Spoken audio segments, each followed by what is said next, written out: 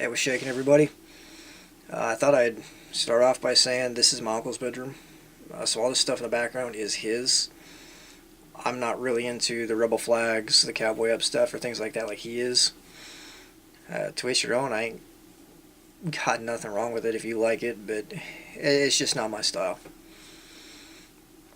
That being said, you may be asking, well, Big Jim, why on earth did you decide you wanted to be a truck driver? Why would you choose such an unglamorous profession, or so it seems? Well, I got a nice long story, so for those of you that stick around through this, awesome. But it all goes back to when I was a wee little boy. I know it sounds stupid to say it like that, but I grew up with my grandparents for the early part of my life, until I was between 4 and 5 when Mom and Dad got married. And after that, I spent most of my time with Grandma and Grandpa, probably 95% of my time.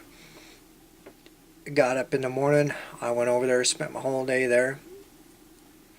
Dad got off work, he came over, we had supper at Grandma and Grandpa's and went home. Grandma and Grandpa, when we lived in town, lived right by a trucking company here in town. And like I say, I live in a town of 1,100 people. The surrounding towns are very small. Like, one way there's a town of like 40, and the other way there's like a town of like 60. And then beyond that's a town of 600, and the other way is a town of 2,200. Anywho, that's just to kind of give you an idea of the size of the area I live in. But I live by a trucking company, and this trucking company all ran Kenworth W9s and Peterbilt 379s. It seems irrelevant, but that's the only kind of trucks I've seen for a long time. And they hauled cattle. So all you got to see is those big aluminum cow pot trailers. So that's the only thing I knew as far as trucking goes. I didn't know that other stuff came in on truck. I never knew anything about a reefer, dry box, flatbed, whatever. Yeah, during rodeo we did get to see the water tanker that this company pulled over rodeo. We had the rodeo here is very big, so they pulled around and wet the track to keep the dust down. But I was always kind of fascinated with these trucks. I never got to see the inside of them. I never got to do anything like that. I got to walk around in the trailers a little bit. I wasn't supposed to, but I did. Kid I went to school with, his grandpa owned that company. Well, fast forward about 10 years, or fast forward till I was 10 years old, sorry. My uncle finally pulled the trigger and decided to go become a truck driver. And my uncle's been kind of fascinated with trucks for a lot of years, just never pulled the trigger. Well, he didn't have any money. I think he was unemployed at the time.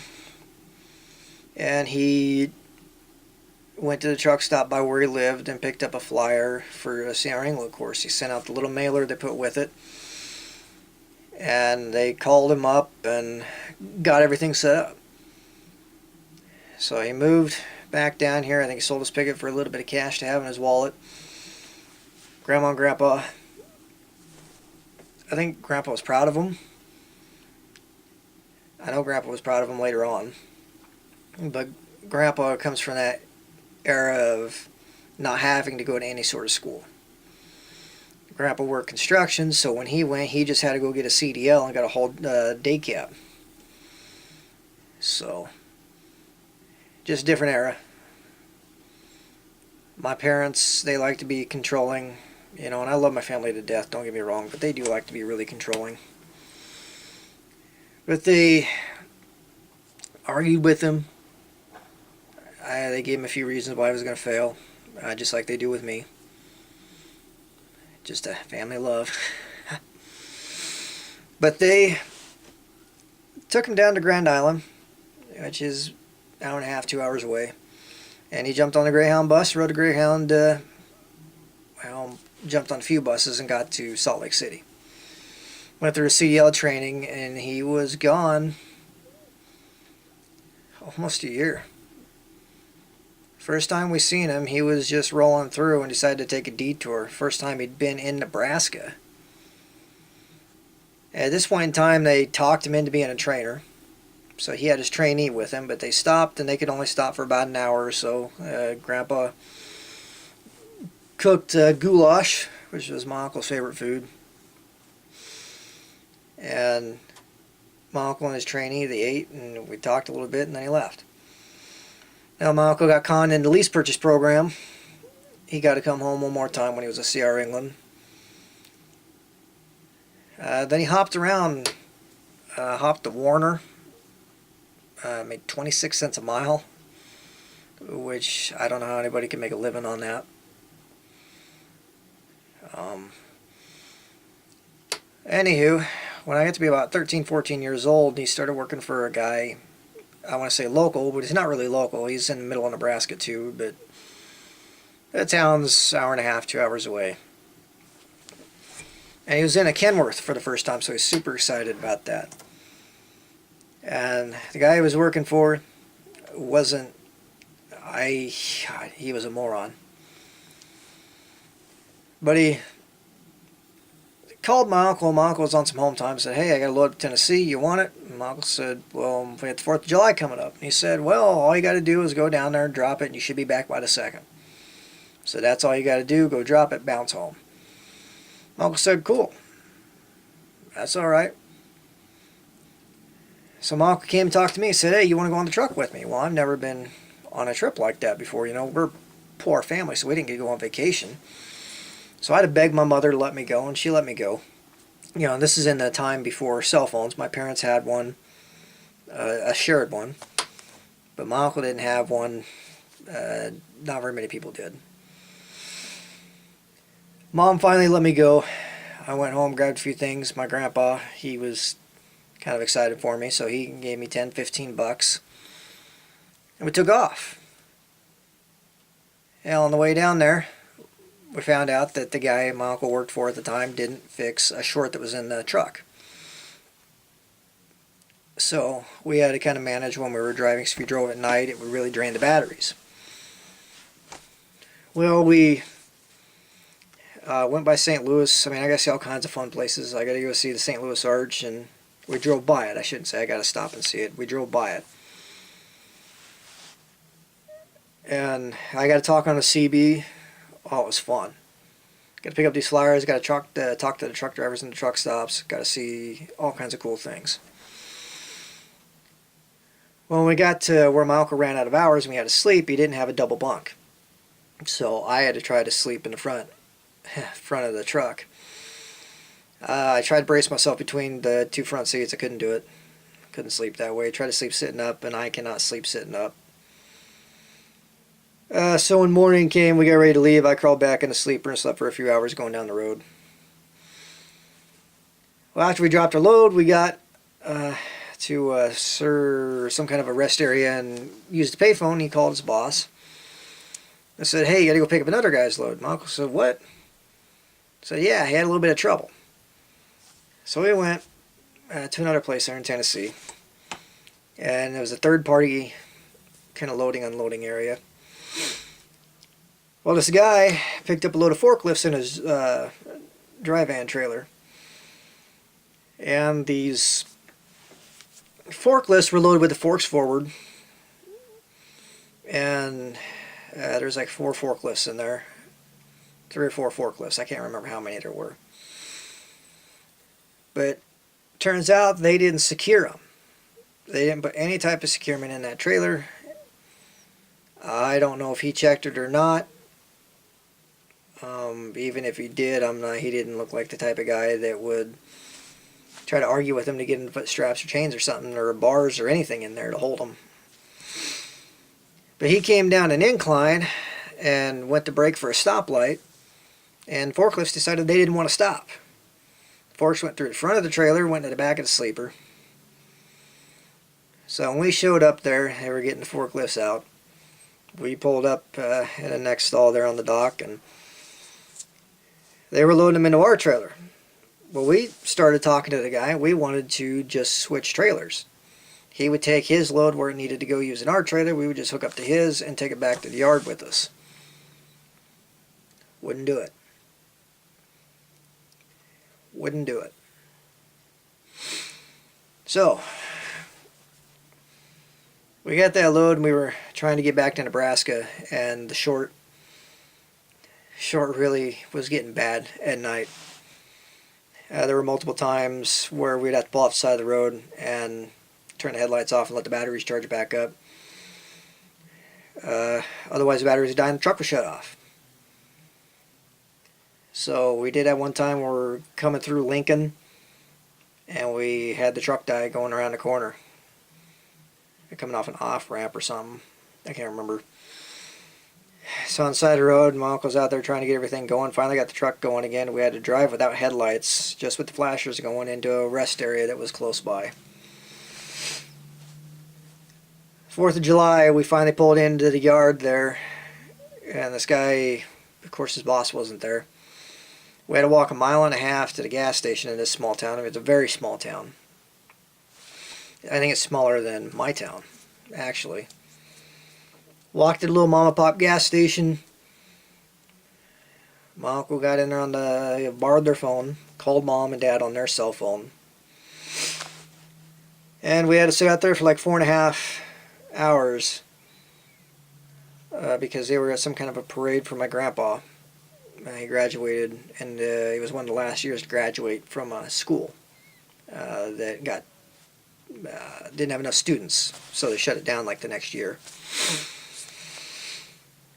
So they came down and they got us, and we sat out in that sun for like 4.5 hours. It was crazy.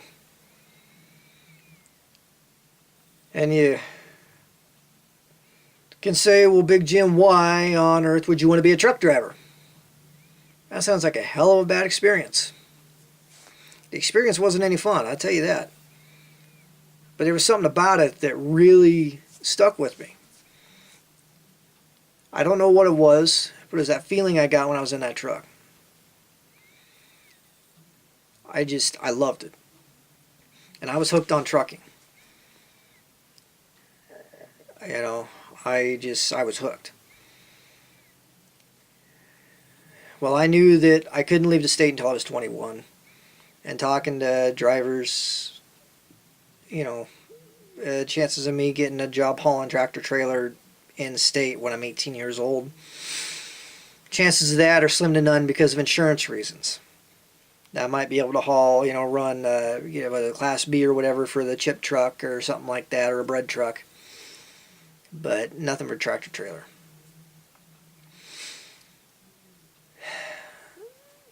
So I went to college.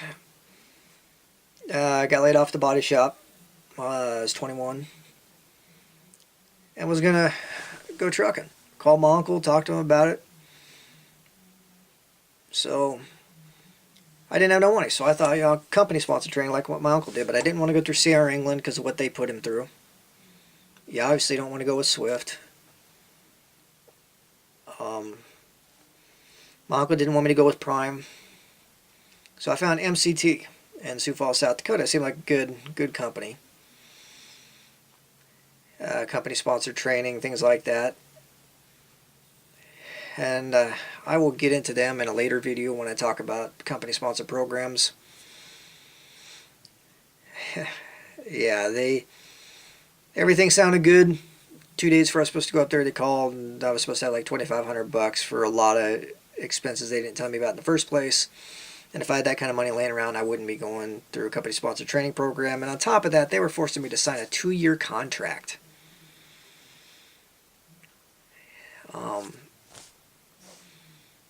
I wasn't at all happy about that, so I told him no. I got a job offer shortly thereafter cutting meat. I loved every minute of it, loved who I worked for. Highest quality meat counter I've ever stepped foot into, highest quality product I've ever seen. You know, we busted our tails. You know, we had the full service open meat counter, fresh meat counter. Hamburger was made out of consistent stuff every day. It made fresh every day. Your steaks were cut to order. We took the highest care to give you the highest quality product possible. And we sold it for a lower price because we sold so much of it. And we sold to all the restaurants, we sold it to people all around the state of Nebraska. And there were people that would come up once or twice a year from other states to go to the lake, go to the rodeo, whatever, You know, make a point to call a few weeks in advance, and they would order hundreds of pounds of meat from us. Well, the couple I was working for, they floated another couple, a couple from California, were going to buy the store. The fact they're from California is pretty irrelevant, but their last name, Dukeman. If you are in Minnesota, Arizona, California, and you hear somebody use that name and he has a curly Q mustache, they're evil. Run. They're terrible, terrible people. They were awful to the customers. They were awful to us employees. They ran the business into the ground and blamed us. But they were awful. I mean, I was working 75 hours a week for Subway wage. I mean, it was 75 hours a week as the head meat cutter, you know, meat manager, whatever, and I was doing day-to-day operations to keep the store afloat. And I still barely brought over $20,000 for the year. That's after taxes, of course. But I quit. Went to the competition. Of course, Dukeman's ran it into the ground. A couple I worked for originally gave me a call, said, hey, we're going to get the store back. You want to come back and be our meat manager? Heck yeah. Heck yeah. Quit my job. Got ready to go back. 2 days before we're supposed to go back, Dukeman's sold out to the competition so that we couldn't get the store back. So, it's a bad deal. I went out, put applications in, resumes, got a really good resume, really good references. Most stores now, they don't care. They want to hire a bunch of part-time people that don't know what they're doing because they don't have to pay them benefits or whatever. I don't even care about benefits, but yeah, they're more worried about their bottom dollar versus the customer's bottom dollar. They don't care about the quality of product anymore. So the only job offer I got, I would have to drive 100 miles round trip every day, and I was only going to get 20 to 30 hours a week.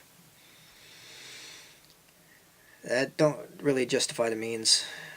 Like I say, this isn't a huge area, so big jobs like that aren't easy to come by. Well, when I was living off my savings, I kind of thought to myself, what would I like to do?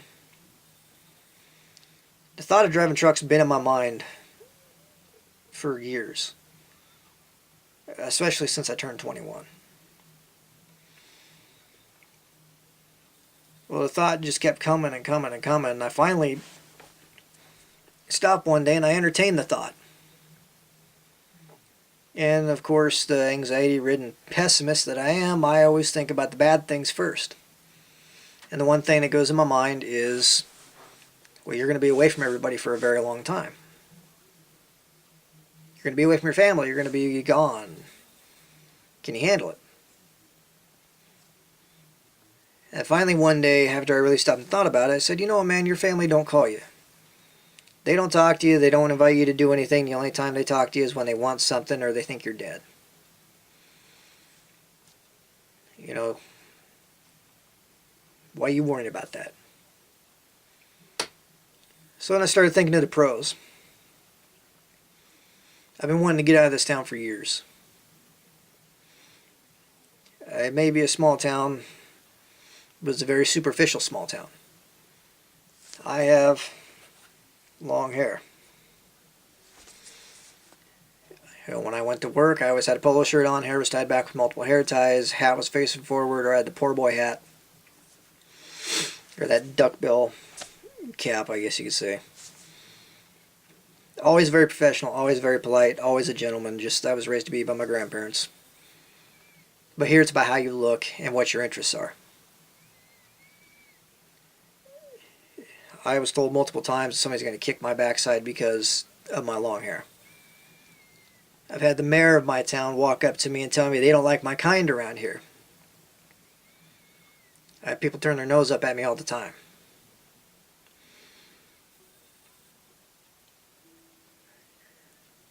They would rather me walk around with unkept hair, unshaven, big dip of chew on my lip, wearing dirty, holy Wrangler jeans tucked into my boots and a ripped up pearl snap shirt that is more acceptable than my nice tied back long hair and well-fitting clothes.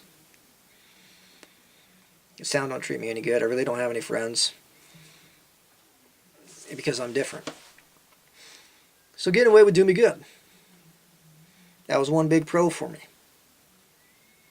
I always wanted to see the country. And you may say, well, Big Jim, you don't get to stop. If you stop, you don't make no money. Well, that's a beautiful idea. I am an introvert. I do suffer from a bit of social anxiety, but I am a huge introvert. I prefer to be by myself. I don't mind hanging out with a few close friends, but I prefer to stay by myself. When you go by tourist attractions, I think they're cool to see, but I do not want to stop. I would rather drive by Six Flags, or rather drive by Mount Rushmore, rather drive by the Empire State Building, or whatever. I'd rather drive by all these places than stop and do all the tourist stuff. I can deal with customers. I'm very professional with customers, but I don't like just casual big groups of people. My social anxiety makes it so I really don't know how to handle myself. I don't like being around a lot of people. I'm more comfortable by myself. Which kind of takes me to another point. You know, when I'm thinking of being a truck driver, you say, well, you're by yourself for all kinds, you know, for long hours, for long days. You're out for 2 to 3 weeks at a time. Where I stand, I could be out for 3 to 4 weeks at a time. I could be out for longer than that. It wouldn't bother me. Because I prefer to be by myself. Limited social interaction, just the way that I've been treated growing up, works really good for me. That being by myself and being able to see these places but not having to get out and deal with the social part of it really appeals to me. And you can say whatever you want about it. You call me antisocial or whatever, but it just works better for me. So, you know, there's all kinds of things I can look at that make driving truck appeal to me.